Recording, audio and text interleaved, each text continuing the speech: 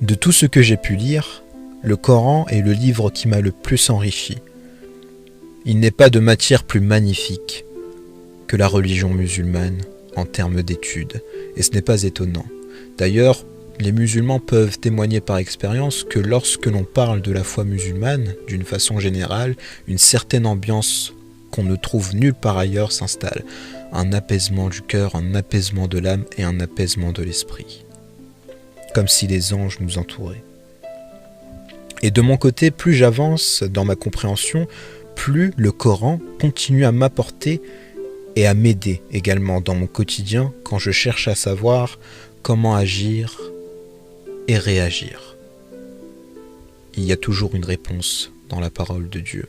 D'ailleurs, un musulman a écrit à ce propos: je prie parce que j'en ressens le besoin. Par ma prière, je peux communiquer avec Dieu, je peux lui parler. Et je me rends compte qu'être musulman, c'est un combat de tous les instants. On lutte sans cesse pour faire les bons choix. Et l'important, c'est d'être quelqu'un de bien. L'islam a pour but de faire de chaque croyant quelqu'un de bien. Ce que j'aimerais partager avec toi aujourd'hui, c'est justement ce que je comprends quand je lis le Coran. Et pour cela, j'aimerais analyser avec toi une partie de l'un des chapitres les plus inspirants à mon sens. Avant toute chose, il faut mettre en évidence qu'aujourd'hui, les musulmans n'ont pas forcément la même façon de lire les textes. Moi, je vais suivre une certaine méthodologie, comme l'exige toute étude d'une matière. Alors, je vais te montrer d'abord comment j'aborde le Coran. Avant de l'ouvrir, je pense qu'il faut garder en tête des réalités qui sont les nôtres. Ce n'est pas n'importe quel livre. Et même si je passais ma vie à l'étudier, je ne pourrais pas le fermer en disant « c'est bon, j'ai tout compris ». C'est le contraire qu'il faut faire. Il faut entrer dans le Coran avec la porte de l'humilité, avec l'intention suivante: je ne sais pas, mais je cherche à savoir. Et si on entre dans le Coran avec cette attention, justement, on sera forcément plus ouvert à la méditation des versets que l'on va lire. L'important, c'est d'avoir justement cette ouverture d'esprit. En deuxièmement, il faut se souvenir de son intention. L'intention, moi personnellement, quand j'ai lu le Coran, et comme beaucoup de musulmans j'imagine, c'est de se rapprocher de Dieu. Alors, le chapitre qui nous interpelle aujourd'hui, c'est le chapitre 18 du Coran.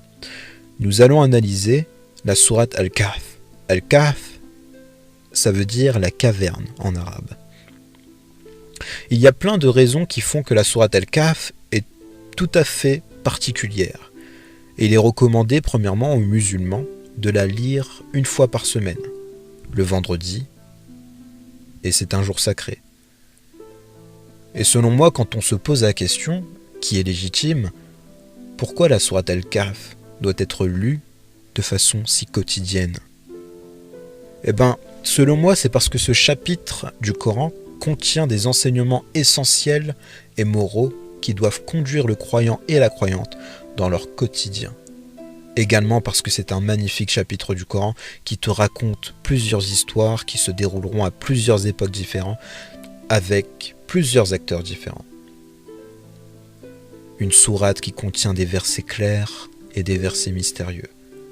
Et surtout, une sourate qui te pousse à la méditation et qui ouvre ta vision des choses sur ton propre contexte, peu importe la vie que tu mènes. Alors, le plus important dans la méthodologie, c'est quand on veut analyser des versets coraniques, il est important de contextualiser pour bien les comprendre. Donc, je vais d'abord me baser sur un exégèse de ce chapitre qui va nous permettre d'analyser la partie que je vais aborder. Je m'arrêterai simplement sur les versets 60 à 82. Les versets 60 à 82 te racontent effectivement une histoire une histoire qui est tout à fait extraordinaire que va vivre le prophète Moïse, alayhi salam. Étant donné qu'il est prophète, le prophète de son époque, il pense qu'il est donc l'homme qui sait le plus de choses actuellement, à son époque.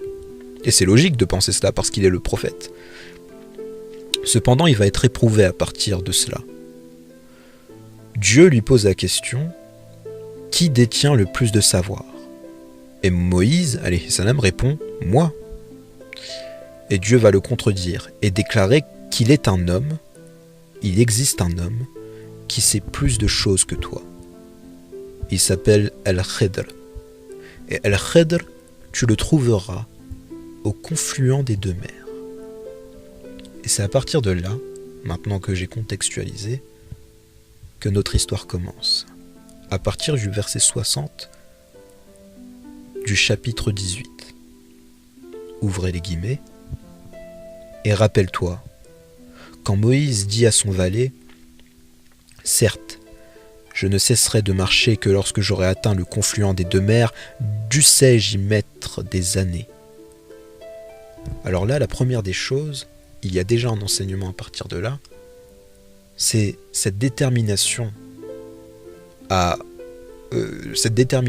qu'a le prophète Moïse, alayhi salam, d'aller apprendre d'Al-Khidr alors qu'il est justement un prophète et que Al-Khidr n'en est pas un, c'est un profane.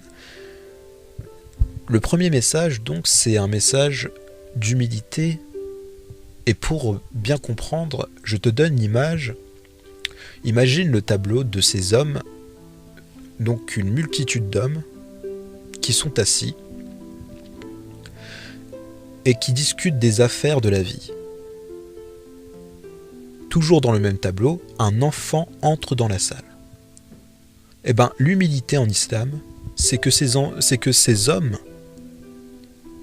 puissent se retourner vers cet enfant en ayant la conviction qu'il est probable que cet enfant puisse leur apporter quelque chose en termes de savoir. Un enfant peut apprendre à un homme, même si cet homme a plus d'expérience, a plus de savoir et a plus de vécu.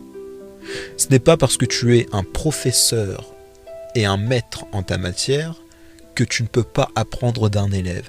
Et ça, c'est ce que fait le prophète Moïse, alayhi salam, c'est qu'il va se précipiter vers une personne qui n'est pas un prophète pour apprendre de lui. Parce que l'islam prend le bien d'où qu'il vienne.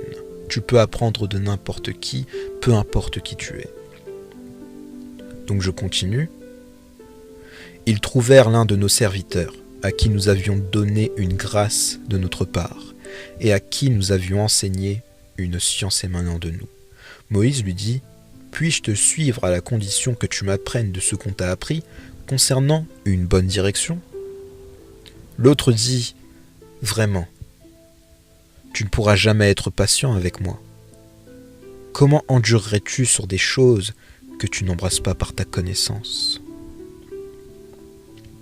Moïse lui dit, « Si Dieu le veut, tu me trouveras patient, et je ne désobéirai à aucun de tes ordres. » Là, Al-Khidr va accepter que le prophète alayhi salam puisse le suivre. Cependant, il va imposer une seule condition, qui est donc au verset 70. « Si tu me suis, ne m'interroge sur rien, tant que je n'en t'aurai pas fait mention. » C'est-à-dire, peu importe ce que tu vas voir, peu importe ce que je vais faire, peu importe ce que je vais dire, tu gardes le silence. C'est à moi de venir t'aborder au sujet de ce que nous allons discuter. C'est moi qui parle en premier. Alors les deux partirent, et après qu'ils furent montés sur un bateau, l'homme y fit une brèche. Moïse lui dit, « Est-ce pour noyer ses occupants que tu l'as ébréché ?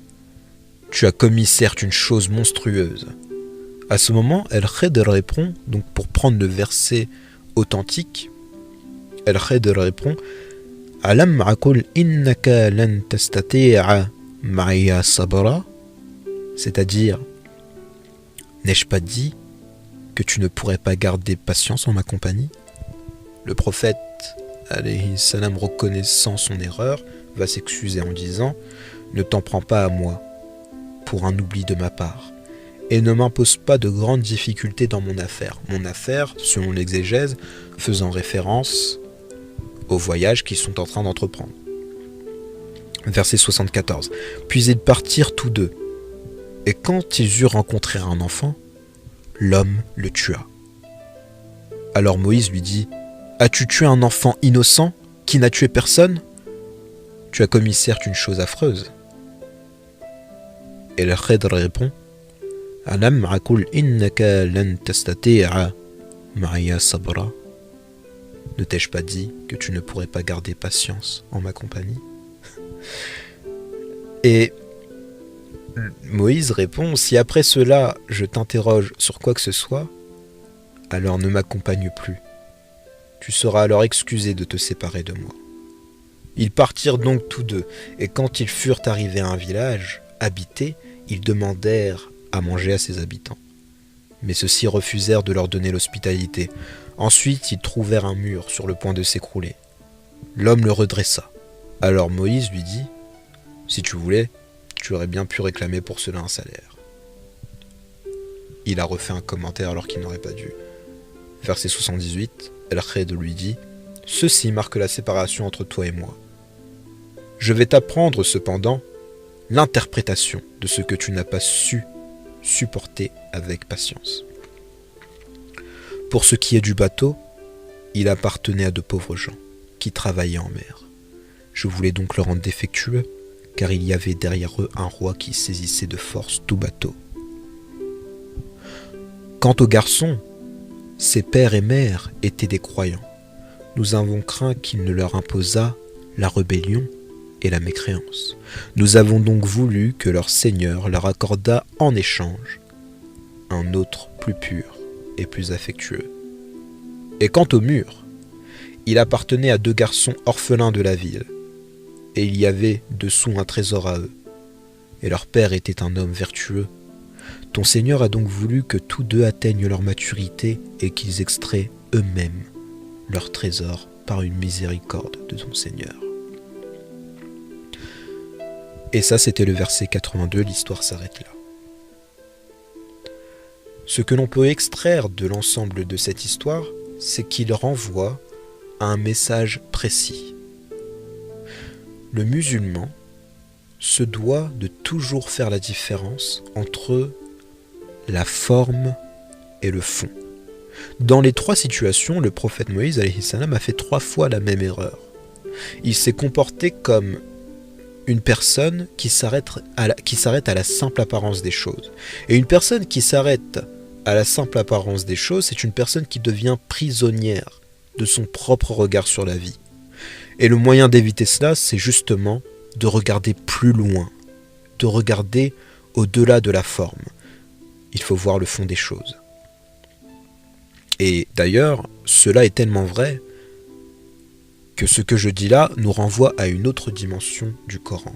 Dans le Coran, il y a une notion qui est intitulée Al-Furqan.